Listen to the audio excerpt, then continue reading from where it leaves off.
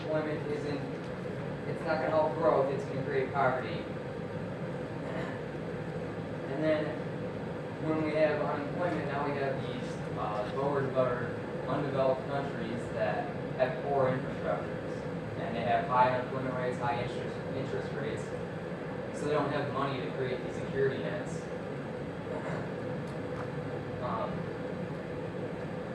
So then to compete, these lower developed countries, they'll have to lower taxes.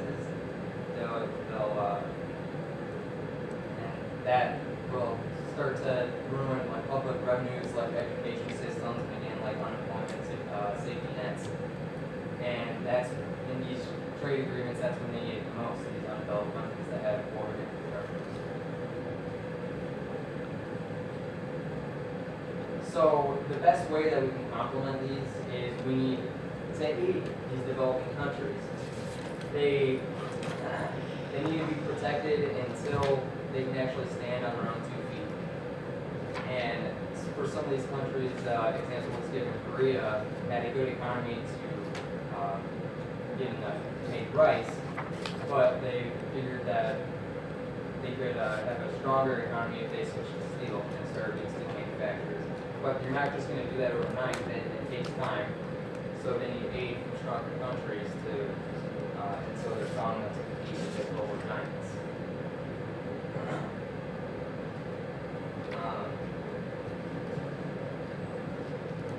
And what Stiglitz believes is that the rich countries should open their markets to poor countries, and the middle-income countries should open their markets to the poorest developed countries. I don't think he thinks that the rich countries should be dealing with the poorest countries because they have no way of keeping up with those markets. But then there's ways to help these developed countries, and that's like raising prices on tariffs, so they will help cover costs, and it'll help invest in research and anything to help them catch up with this new market.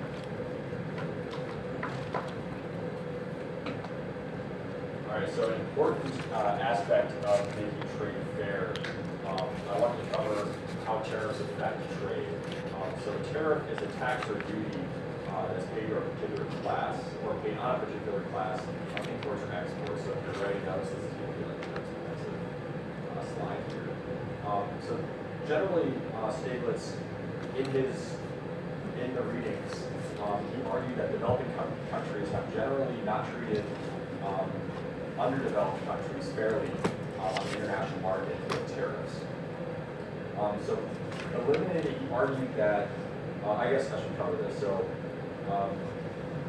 an example of what Stiglitz was arguing would be if a country has a substantial manufacturing industry, let's say manufacturing, as he gave, was produce, so like a produce byproduct, and sets a tariff on all imported manufactured produce byproducts. They will set a high tariff on that, but lowering tariffs on raw materials like produce that make those byproducts in order to eliminate developing countries from manufacturing competing products with what they offer, but instead lowering the tariff for the raw materials that are coming into those countries. So these developed nations will basically block out any manufacturing competitors, but allowing the raw materials that help their manufacturing base grow. So essentially they exploit a developing nation and hinder them from growing. So I guess eliminating tariffs was something that was talked about in this chapter. Now, it may not be the complete solution for developing nations to be on even fair trade playing field. So advanced industrial countries can develop non-tariff barriers instead to get around that. So if you set up, in a perfect world, if you said there's no tariffs at all, there will always be a way to bypass that. So what are some options for non-tariff barriers and what our countries have to pass? So we have 4 options here: safeguards, dumping duties, technical barriers, and rules of origin. So a safeguard is a temporary tariff that protects the country against large surges of workforce. So this allows an industry to adjust by either being more efficient in what they produce, or gives time for workers to find other jobs. So Stiglitz argued that the U.S. has abused this in the past by continuously protecting industries that are on the decline. So this is a temporary block, just to summarize it, and the U.S. has protected industries like steel in the past to either improve efficiency in the current market that they have, or to also buy time for workers to find new positions. The next non-tariff barrier that a country can use is dumping duties. Dumping duties are designed to stop the selling of goods below cost in a nation. Dumping duties can be permanently enacted and not like safeguards, which are temporary. So an example would be Chilean wine growers may be faced with dumping duties in the United States as they pose a threat to California wine producers because of their success in the U.S. market. So California wine producers may go after Chilean grape growers or Chilean wine producers in general and claim that they are dumping below cost. So technical barriers. An example of a technical barrier is when Brazil claimed it attempted to export fresh beef from the U.S. To the U.S., but was rejected by the United States government due to concerns of foot and mouth disease. Even though vast areas of the country in Brazil have been certified free of this disease, Stiglitz argued that the U.S. was protecting its own domestic beef prices, and this is considered a technicality as a tariff alternative. Another tariff alternative or barrier alternative is rules of origin. So the rules of origin define what makes a product, for example, Chilean or Canadian, and the rule or Chilean or Canadian. They do not want the only product that's made in Chile to be the label on the shirt, so Stiglitz did. So they provide rules and guidelines that dictate what amount percentage of a product must be from that country account. This is an interesting way for a developing nation to bypass a tariff and to block out any sort of competition. So critiques and key takeaways from this chapter. Each country will always act in its own self-interest in terms of trade. And ultimately, if and when the playing field is level in the future, countries may resort back to unfair trading.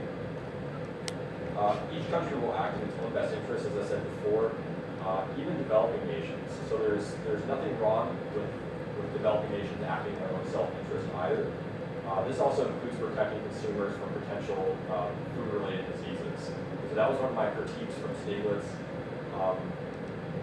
was the example of the foot and mouth disease in Brazil. The U.S. government may not be able to control completely where the meat is coming from and what areas have been certified or not, and so they don't know what's coming to the borders.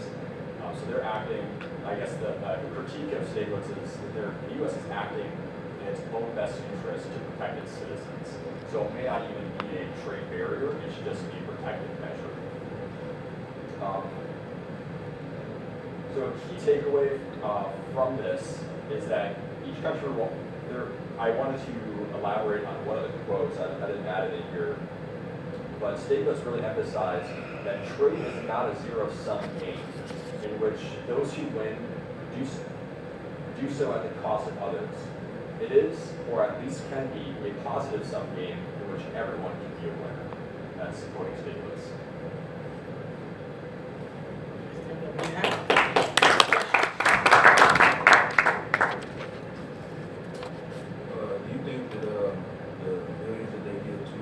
Subsidies to the farmers, do you believe that they took that away, that these developing nations will be able to develop, developing nations will be able to become developing nations a lot faster?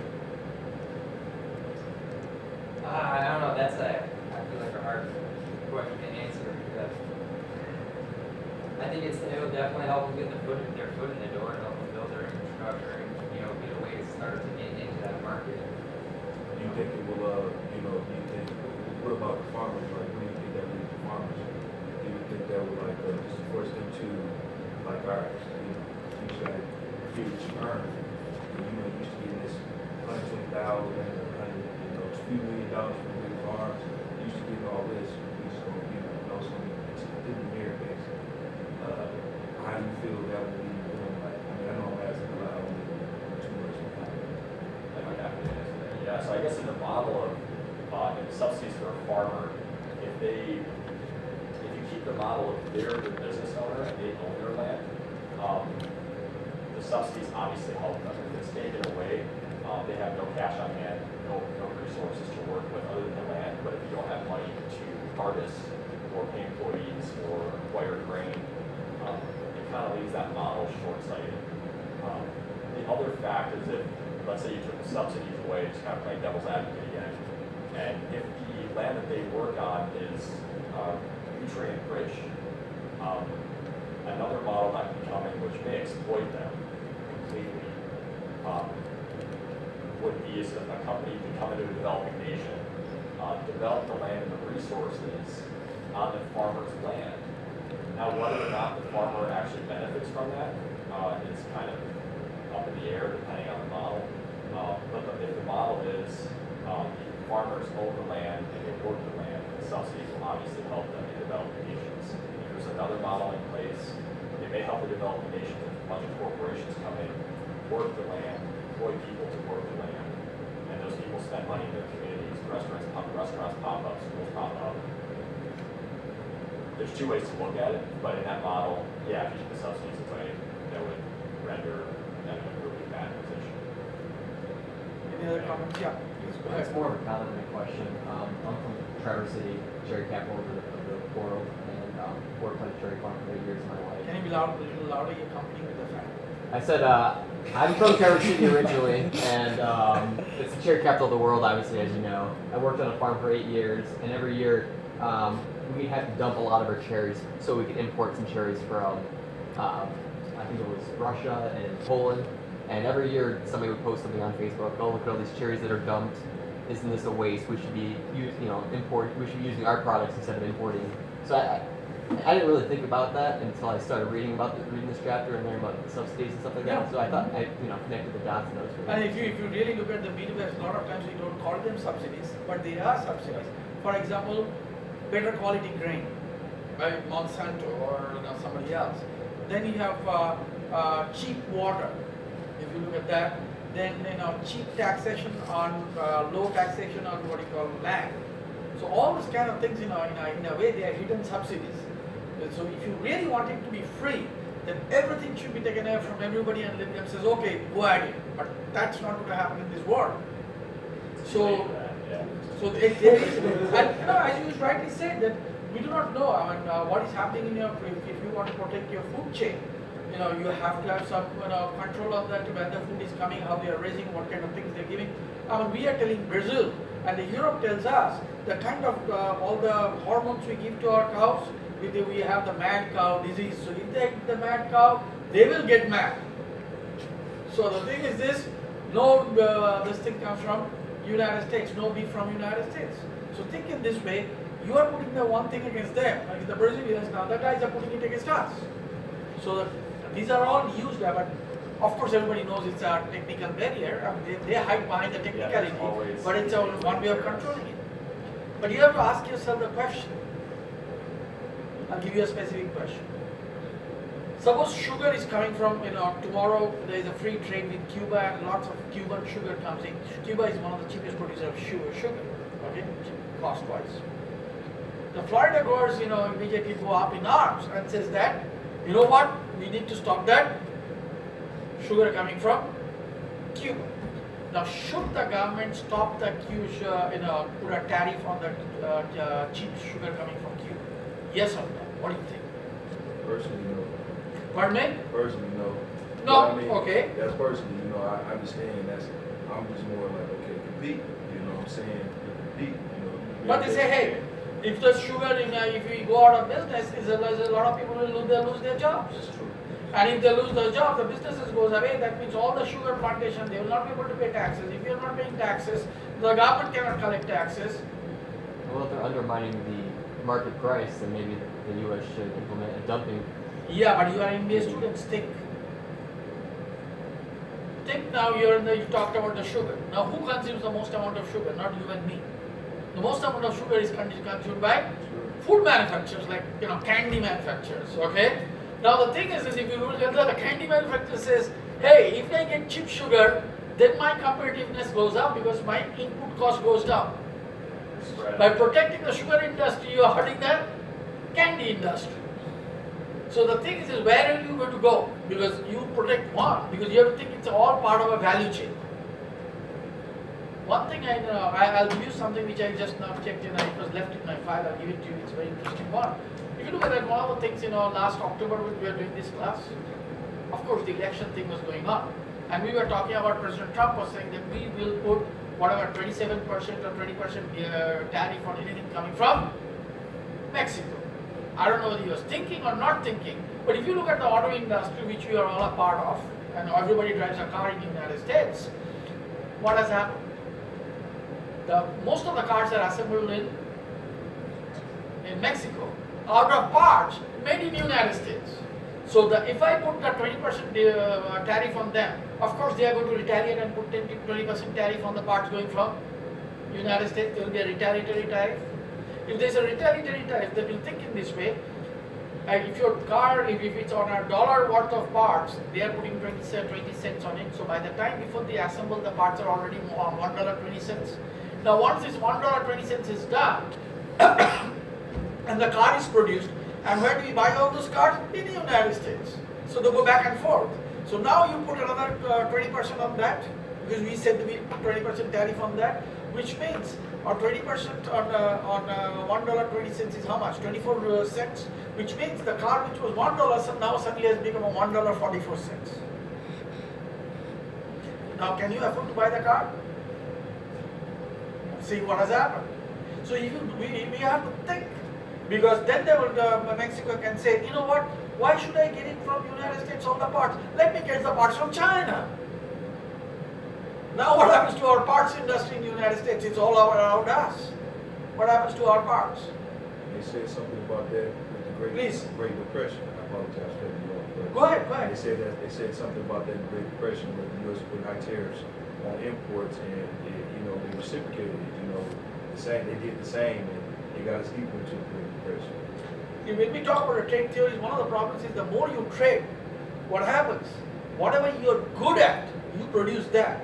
And the other guy produces whatever they're good at, and then you trade. But if you stop that, what's going to happen? It's very simple. I'm talking about basic economics of economics 101. What's going to happen? So as a result of that, think in this way, we are getting it by stopping trade where we are going. So the question is it free trade then or fair trade? Everything should be free? If it is free trade, then is free trade really free? Or if you are free trade, then you cannot put the technical barriers. Somebody say you are using technical barriers. Even the French ones did in the 1990s. They said any grapes coming from United States, we have to check each and every grape because there might be a nasty bug coming in that grape and wiping out all our vineyards. So all grapes should come from the port of Toulon, and we have got two guys over there who is working very hard. They come to work at 10 o'clock, goes to lunch at 1 o'clock, comes back at 3 o'clock, then goes home at 4 o'clock. They are going to check every grape before they allow the grape to be in, and by the end of the day, they have allowed 2 bunches of grapes into the country of France. And you tell them, hey, you are using a technical barrier against us. He said, no. We are protecting our vineyards. So what point does this stop?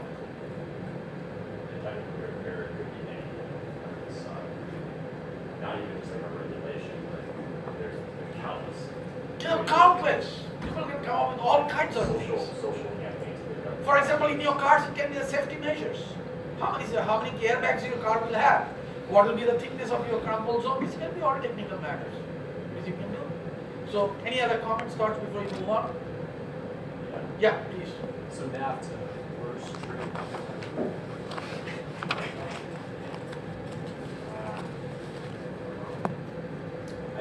What was your question? Can you say it once again? NAFTA. Yes. Is the worst deal ever. That's what our president is saying? Is that? Ask yourself the question. Yeah, I mean, it depends. I mean, there's a lot of faults with it. Worst trade deal ever? I'm sure there's some really bad trade deals like legal. Sure, yeah. But, Just to quote our. yeah, I don't know. I mean, I'm sure it's up there.